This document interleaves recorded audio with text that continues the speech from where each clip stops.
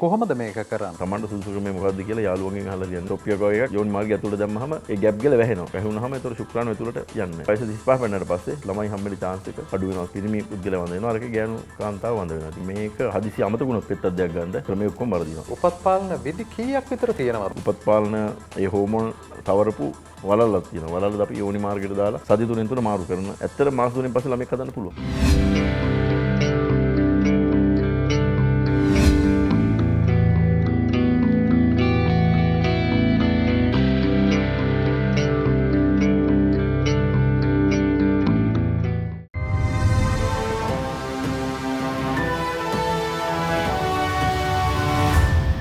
උපත් පාලනය. අද වියෝජී වැඩසටහනෙන් අපි කතා කරන්නේ උපත් පාලනය ගැන. ඉතින් උපත් පාලනය ඇයි අපිට මෙච්චර වැදගත් වෙන්නේ? උපත් පාලන ක්‍රම මොනවද? උපත් පාලනය කිරීමෙන් සිද්ධ වෙන වාසි අවාසි මොනවද? අපි උපත් පාලන උපදෙස් ගන්න කාගේද? මේ ආදී ප්‍රශ්න රාශියක් අපිට උපත් පාලනය ගැන තියෙනවා. ඒ කාලේ නම් අපිට තිබ්බ එක ක්‍රමයක් දෙකක් වගේ වෙන්න පුළුවන්. හැබැයි දැන් එක උපත් පාලන විධි වැඩි වෙලා තියෙනවා. ඒක නිසාම අපි මේක වගකිය යුතු වෛද්‍යවරයෙක් සමග සාකච්ඡා කළ යුතුමයි කියලා හිතපු හින්දා අපි අද VOG වැඩසටහනෙන් කතා කරන්නේ උපත් පාලනය ගැන.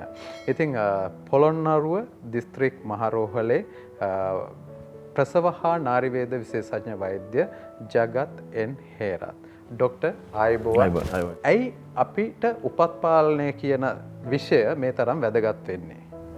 ඔව් චන්දු, උපත් පාලනය කියන්නේ දැන් අපි බබාලා හම්බෙනකොට අතර පරතරයක් තියන්න ඕන කියලා කියනවා. එතකොට මොකද අම්මගේ සෞඛ්‍ය හොඳ වෙන්නයි බබාලා බලාගෙන කාලයක් තියෙන්නයි උපත් පාලනය කියන දේ අවශ්‍යයි. එතකොට එහෙම නැත්නම් ළඟ මාස 6න් 6 වගේ බබාලා හමුනොත් ඒක බබාලටත් ප්‍රශ්නයක් අම්මටත් ප්‍රශ්නයක් වෙනවා.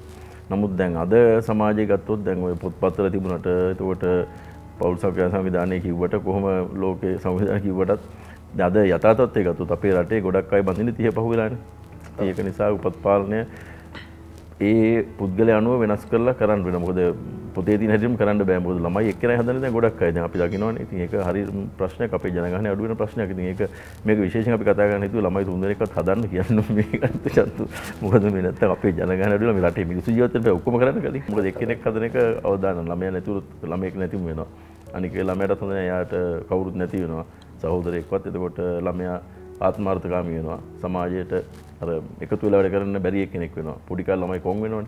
ඉතින් එක්කෙනෙක් හදන එක කොහොමත් මම හිතන්නේ ළමයට කරන අසාධාරණයි. මොකද පහුවේ ළමයි හදන්න බෑනේ අඩුම ගන්න සමාජයට. ඒතකොට අඩු ගන්න 3 දෙනෙක්වත් හදන්න ඕනේ. මොකද ඉස්සර අපේ මේ සිංහල රජ කාලේ කාලේ තියෙන ළමයි 10 විතර හදනවනේ. එතකොට ඉතින් ඒ හින්දා තමයි උපත් පාලන එන්නේ නැති. නමුත් දැන් එහෙම කරපු හින්දා තමයි දැන් මෙහෙම අපි තියෙන්නේ. නැත්තම් තව මේ ඉස්සරහට යන විදිහට අපේ මිනිස්සු නැති වෙනවා රටේ. ඒක නිසා මේ උපත් පාලනය කියන්න කලින් මේ ළමයි 3 දෙනෙක්වත් හදන්න කියලා ඉස්සෙල්ලාම අපි යෝජනා කරනවා. දැන් උපත් පාලන ක්‍රම තිබුණාට ඒ පුද්ගලයාට ඒ වයස, යාගේ ලෙඩ සහ යාගේ බර ඒ ඔක්කොම බලලා තමයි මේ උපත් පාලන ක්‍රමය පාවිච්චි දෙන්න ඕනේ. අනිවාර්යයෙන් වෛද්‍යවරයෙක් මගෙන් තමයි ගන්න වෙන්නේ. මම කට කතාව කිව්වට ගන්න බෑ. මොකද එක එක්කෙනාට වෙනස් එක වැඩ කරන විදිය. ඒක නිසා ඒක පාවිච්චි කරන ක්‍රම දැනගන්න වෛද්‍යවරයෙක් හම්බෙන්නම ඕනේ. ඒකක්. ඒතකොට තව එකක් තමයි දැන් අද මේ අපේ පෞල් සංවිධාන සංගමේ සෞඛ්‍යම කියනවා ඉස්සර අඩු කට්ටියට බබලා හදන්න හොඳ නැහැ කියලා. මම නම් ඒක රෙකමෙන්ඩ් වෙන්නේ නැහැ. මොකද වයස අවුරුදු 18 වුණාට පස්සේ ළමෙක් හදන්න පුළුවන්. අපි ඉස්සර රජ කාලේ අවුරුදු 16 විතර හදුවා නම් මෙච්චර අඩු කාලේ හදන්න ඕනේ නැහැ. 18න් පස්සේ මම නම් හිතන්නේ මේ ඔව් ඉතින් ගොවිතැන් කරන ගොවි පවුල් වල රස්සාව කරන්නේ නැත්තම් බැන්දාම ඉතින් 18 ළමෙක් හදුවා මොකද වෙන්නේ? ළමයි 4ක් හදන්න පුළුවන්. ගොඩක් අය ළමයි එක්කනේ හදන්නේ. සමහර අය දැන් ඉස්සරහට ළමයිකුත් හදන්න බැරි වෙයි. මොකද ඒක කරදරයක් කියලා මිනිස්සු හිතන හින්දා. ඔව් ඉතින් එහෙම බෑ. ඉතින් මේ සමාජයේ පවතින්නත් ඕනේ. ඒකට මිනිස්සු ඉන්නත් ඕනේ රටේ නේද? මේක බෞද්ධ කෙනෙක් ඒක නිසා ළමයි හදන එක මම හිතන්නේ වැදගත්. 3 දෙනෙක් අතර ගන්න ඉන්න ඕනේ. උපත් පාලන විධි කීයක් විතර තියෙනවද ඩොක්ටර්? අපි දන්නම බේසික් ටිකක් තියෙනවනේ. ඔය කොන්ඩම් වර්ග, පෙති වර්ග ඔය වගේ කිහිපයක් තියෙනවා. ඊට වඩා අමතර දේවල් තියෙනවද? කීයක් විතර තියෙනවද? ගොඩක් තියෙනවා. පළවෙනි එක තමයි ස්වභාවික ක්‍රමය කියලා එකක් තියෙනවා. ස්වභාවික ක්‍රම මුකුත් පාවිච්චි කරන්නේ නැතුව ස්වභාවික ක්‍රමය. ඒකත් යම් තාක් දුරකට මේ හොඳයි. වාසිය තමයි මුකුත් අපි බේත් ගන්න. ඒකට හෝමෝන් යන්නෙත් නැහැ මුකුත් යන්නේ නැහැ. නමුත් අවාසිය තමයි ඒක සාර්ථක නැහැ, සමහරවිට අසාර්ථක වෙන්න පුළුවන්. කොහොමද මේක කරන්නේ? ඔය ඒක හරි සරලයි. දැන් අපි හිතමු දවස් 28 28 නේ සුද්ධිම හැදෙන්නේ.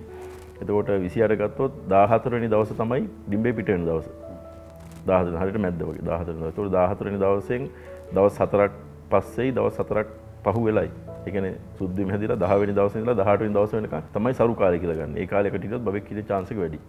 සුද්ධිම හැදිලා හොඳ වෙච්ච ගමන්ම බබාලා හිටින්නේ නැහැ එකට හිටියොත්. ඒකට සුද්ධිම හැදෙන්න ලඟ වෙලා එකට හිටියොත් ඒත් බබාලා හිටින්න chance එක අඩුයි. මොකද ඒතෝ ඩිම්බේ මැරිලා. ඒක නිසා සරු කාලේ ගන්න සුද්ධිම හැදිලා 10 වෙනි දවසේ 18 වෙනි දවසේ කාලේ තමයි එකට හිටියොත් chance එක වැඩි. ඒකේ 14 වෙනි දවසේ කිට් වෙනකොට එකට හිටියොත් chance එක තවත් වැඩි. ඒක දල වශයෙන්. ඉතින් ඒක ස්වභාවික ක්‍රම කියන්නේ ඒක තමයි. ඒතකොට දෙවෙනි එක තමයි අපි කොන්ඩෝම් කවුරුද දන්න මේ කොන්ඩෝම් පාවිච්චි කරන එක මේ රබර් මේ වලින් හදන එකක්.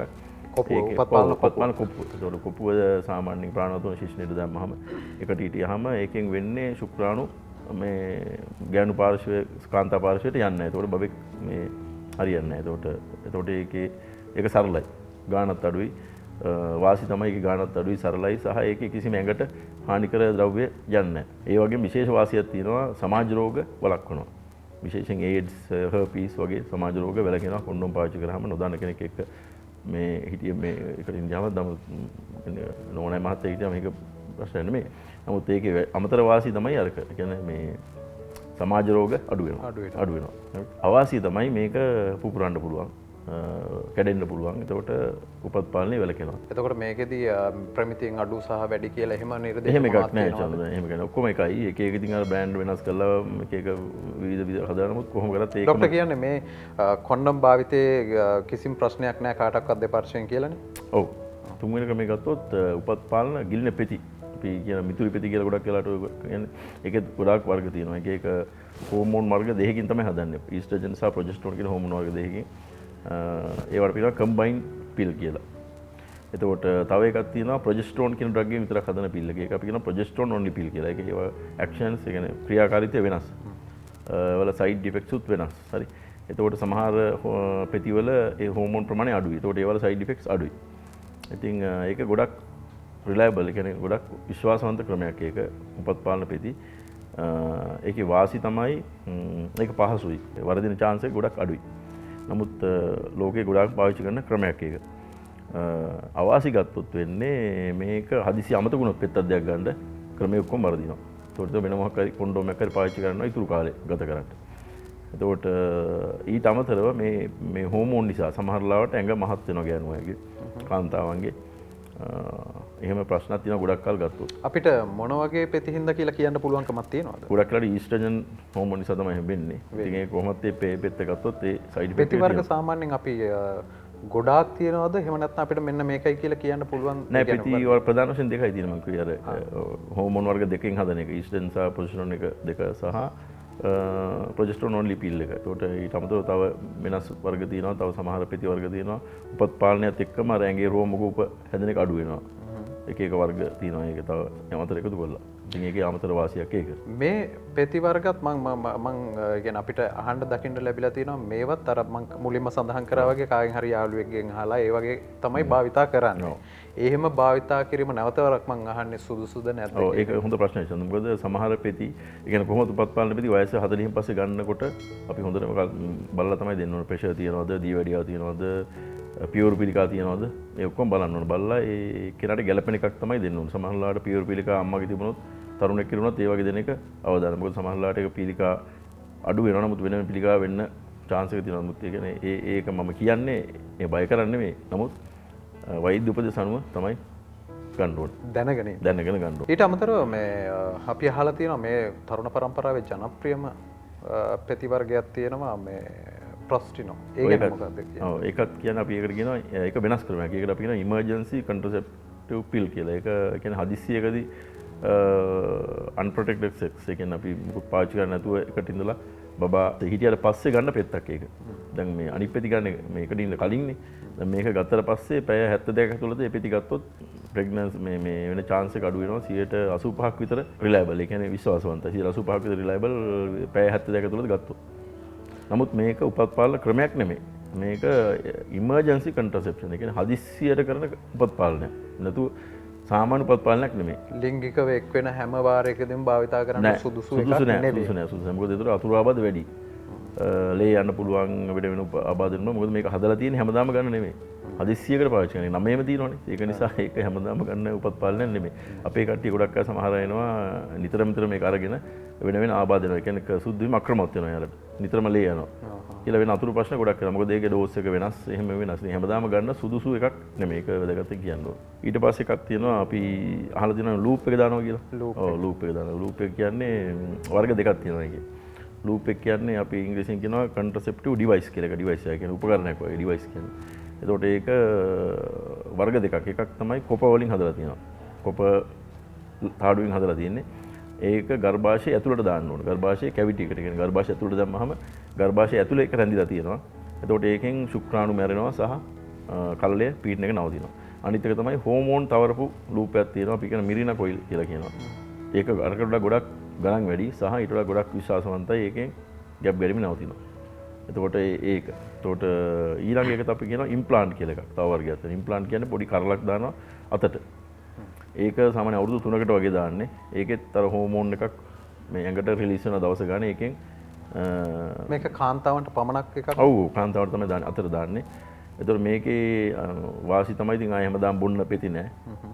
මාරු කරන දෙයක් නෑ. අවුරුදු 3ක් වෙන දාන්න පුළුවන්. නමුත් ඒකේ අවාසි තියෙනවා. එකක් තමයි සමහර වෙලාවට දැන් අපි දැකලා තියෙනවා තරුණ අයගේ ගොඩක් අය දානවා එමෝච් මේ ඩොක්ටර්ස්ලා ඒ වලින් මේ වයසට අඩු 20 අඩු කට්ටියට දාලා එවනවා. මොකද 20 අඩු බබාලා හදන්න හොඳ නැහැ කියලා. නමුත් ගොඩක් වෙලාවට ගලවන්න බැරිව සමහරවිට. මේක ඇතුළට යනවා මස්ලා ඇතුළට ගිහිල්ලා ලූප් එක කරලා ගලවන්න බැරිව. ඒක අවුරුදු 3ක ළමයි හරියන්නේ නැහැ. ඉතින් සමහරට ඒක දැකලා තියෙනවා. ඒක නේද එච්චර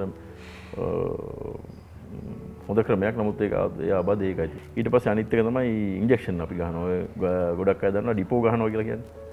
මාස 2 ගන්න ඉන්ජෙක්ෂන් එක. ඒතකොට ඒකත් හෝමෝන් ඉන්ජෙක්ෂන් එකක්. ඒකේනොත් ඩිම්බය පිට වෙනක වැලකිලා මේ උපත් පාලනය වෙනවා. ඒතර මාස 3 ගහනවා. ඉතින් මේක විශේෂයෙන් කියනවා සමහර අවුරුදු 5-6 ගහනවා. එහෙම ගහන්න හොඳ නැහැ ඒක. එහෙම ගෙවුවම අර ඇට අස්ථි දිරනවා. අස්ථි වල ඔස්ටියෝපොරොසිස් කියලා එන්න පුළුවන්. අවුරුදු 2ක් විතර ගහම හොඳට මැදි ඒක. මේ ඉන්ජෙක්ෂන් වර්ග එකයිද තියෙන්නේ? එකයි තියෙන්නේ. ඔව් එකයි තියෙන්නේ. මාස 3 ගහන ඉන්ජෙක්ෂන් එක ප්‍රසිද්ධ ලංකාවේ ඩිපෝපොයරා කියලා තියෙනවා. ඒක ඩිපෝ කියන ඉන්ජෙක්ෂන් එක ගොඩක් අය දන්නවා. ඉතින් ඒක අවුරුදු 2ක් ගහුවොත් හොඳට මැදි.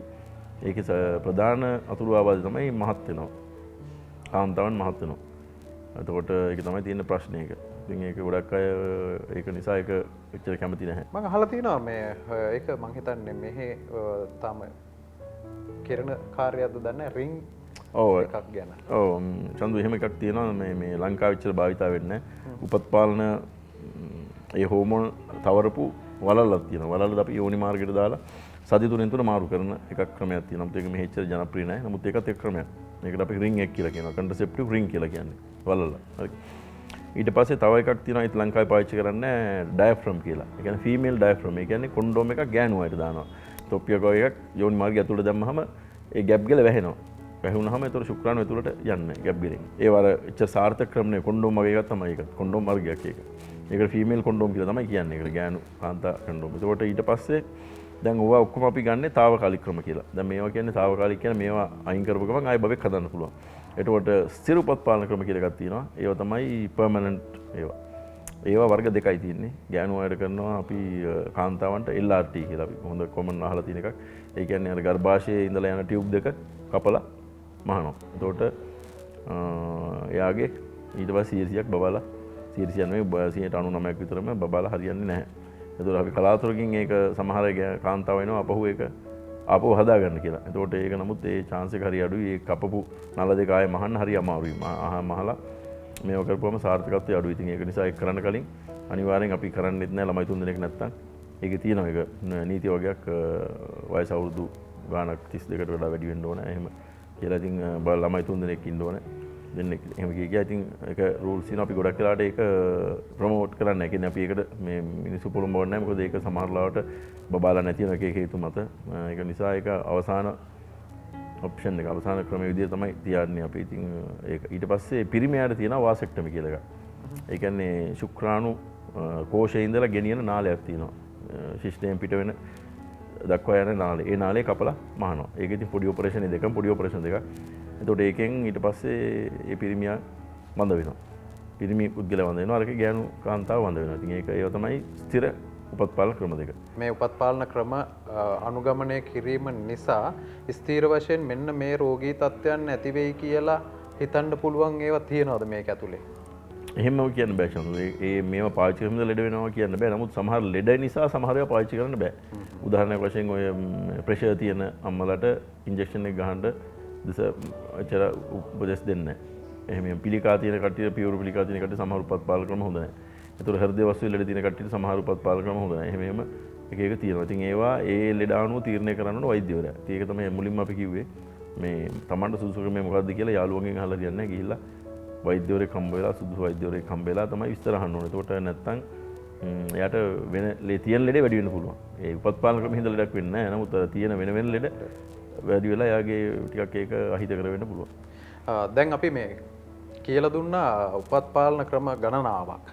හැබැයි මේ උපත් පාලන භාවිතා කරන ගාම ડોක්ටර් මුලින්ම පටන් ගද්දිම කිව්වා අඩුම තරමේ ළමයි 3 දෙනෙක්වත් හදන්න කියලා ඉවරලා. මේ ළමයි 3 දෙනෙක් හරි ඊට වැඩි ගාණක් හෝ දෙන්නෙක් හෝ හදද්දි ළමයින් අතර තියෙන්න ඕන හොඳම වයස් පරතරය මොකද්ද ડોක්ටර් හිතනවා? තාම හොඳ ප්‍රශ්නයක් කාලීන ප්‍රශ්නයක් චන්ද. මොකද ගොඩක් අය අහනවා අපිට එනවනේ මේ ලෙඩ ගොඩක් අය අහනවා. ඉතින් මේ මොකද්ද පරතරය?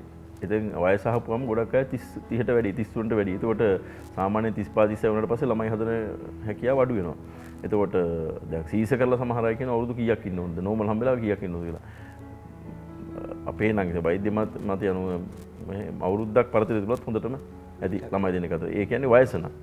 වයස අපි 22කට කියන එක උත්තරේ නෙමෙයි වයස 35 33 කියන කෙනාට කියන්නේ. 22 කියන කෙනා අපි කියන අවුරුදු 2කින් හදන්න, 2කමාරෙන් හදන්න, 3කින් හදන්න කියලා. මොකද කල් තියෙන නිසා. නමුත් ලංකාවේ දැන් ගොඩක් අය ජොබ් කරලා ඔක්කොම කරලා ඉවරලා යන බඳින්නේ වැඳලා ඉවරලා ළමයි හදන දීට පහුවෙලානේ. ඊට පස්සේ මේ එතකොට ළමයි 34යි 33යි පලෙන් ළමයි යනවා. එතකොට අවුරුද්දක් ඉන්න කිව්වොත් එයාට බබාලා හම්බෙන්න තියෙනවා. ඉතින් ඒක නිසා ඇත්ත වශයෙන්ම මේ වගේ කට්ටිය අපි කියනවා මාසයෙන් හදන්න පුළුවන් කියලා. සීස එකක් කරලා මාස 3ෙන් තුවාලේ වේලෙනවා. ඇත්තට මාස 3ෙන් පස්සේ ළමෙක් හදන්න පුළුවන්. සීස එක කරලා. එතකොට මොකද අර තුවාලේ වේලලා තියෙන්නේ. ඒ ළමයා ලොකු වෙනකොට තව මාස 8ක් 9ක් යනවා. එතකොට තව අවුරුද්දක් විතර ගැප් එකකුත් එනවා. ඉතින් අපි 35ක කෙනෙක් આવොත් සීස කරලා ආයෙ කොයි කාරින් ડોක්ටර් මම ළමෙක් හදන්න කිව්වොත් ඇත්තටම අපි කියන්නේ මාස 3ෙන් හැදුවොත් ප්‍රශ්නයක් නැහැ කියලා. මුකුත් වෙන්නේ නැහැ කියලා. මොකද එයා තව අවුරුද්දක් හිටියොත් එයාට ළමයි හම්බෙන්නේ නැහැ කොහොමද? අඩු ගන්න දෙන්නෙක්වත් හම්බෙන්න මේ ඉතින් ඒක ඉන්ඩිවිජුවලයිස්. ඒ කියන්නේ එක එකනා මත සඳහා පවතිනවා. ඉතින් ඒක නිසා සීසයක් කරලා මාස 3ෙන් වුණත් අපි සමහර වෙලාවට හදන්න කියලා. තරුණ මායට කියන අවුරුද්දක් දෙකක් ඉන්න කියලා. ඉතින් එකම දේ කියන්නේ තියෙන වයස 35 වෙනකට පස්සේ ළමයි හම්බෙන්න chance එක අඩු වෙනවා. නිසා ළමයින්ට එක එක ප්‍රශ්න එන්න පුළුවන්. ඒකින්ද අඩුම ගානේ 36ටවත් කලින් හදුවොත් හොඳයි. 36 34 කලින්. අවසාන වශයෙන් මම අහන්න කැමති ડોක්ටර් මේ උපත් පාලන ක්‍රමයක් අනුගමනය කරන්න අපි උපදෙස් ගන්න ඕනේ මොන වෛද්‍යවරයාගෙන්ද? ඇත්තටම ප්‍රසවහන ආයුර්වේද විශේෂඥ වෛද්‍යවරුන් තමයි ගන්න හොඳම. මොකද යාළුවා තමයි හොඳටම දන්නේ. ඒක වෙන වෛද්‍යවරු සාමාන්‍ය දැනුම තිබුණාට ඒ ගැන හොඳම දැනුම දෙන්නේ ප්‍රසවහන ආයුර්වේද විශේෂඥ වෛද්‍ය කෙනෙක් ගාවට. ඒ විශේෂයෙන්ම වෙන ලෙඩ තියෙනවා. විශේෂයෙන් හෘද වස්තු ලෙඩ, දියවැඩියාව, පිළිකා, පවුලයට පිළිකා තියෙන කට්ටිය විශේෂඥ වෛද්‍යවරු හම්බෙලාම ගන්න එක සුදුසුයි කියලා තමයි කියන්නේ. අවිවාහක අය නම් අවිවාහක අයත් ඉතින් සාමාන්‍ය වෛද්‍යවරුන් ගන්න පුළුවන්. නමුත් විශේෂ ප්‍රශ්න තියෙනවා නම් විශේෂඥ වෛද්‍යවරුන් හම්බෙන එක හොඳයි.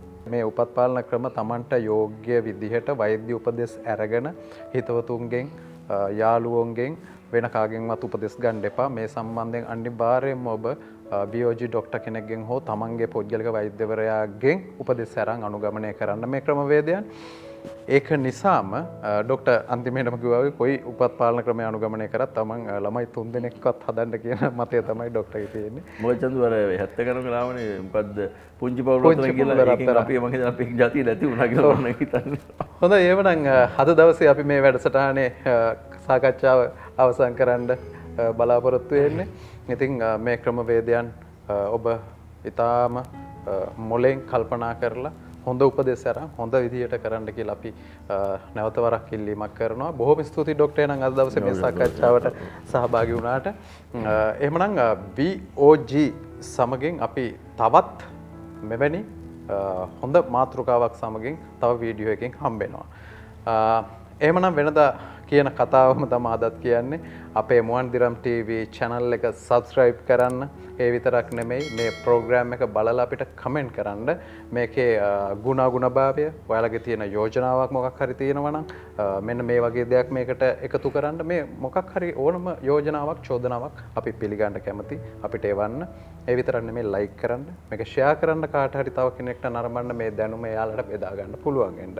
එහෙමනම් අපි තවත් වීඩියෝවකින් මේ වගේම වැදගත් මාතෘකාවකින් අපි හමු වෙමු. අපි එහෙමනම් සමුගන්නවා ඔබට සුවදායක දිවියක්.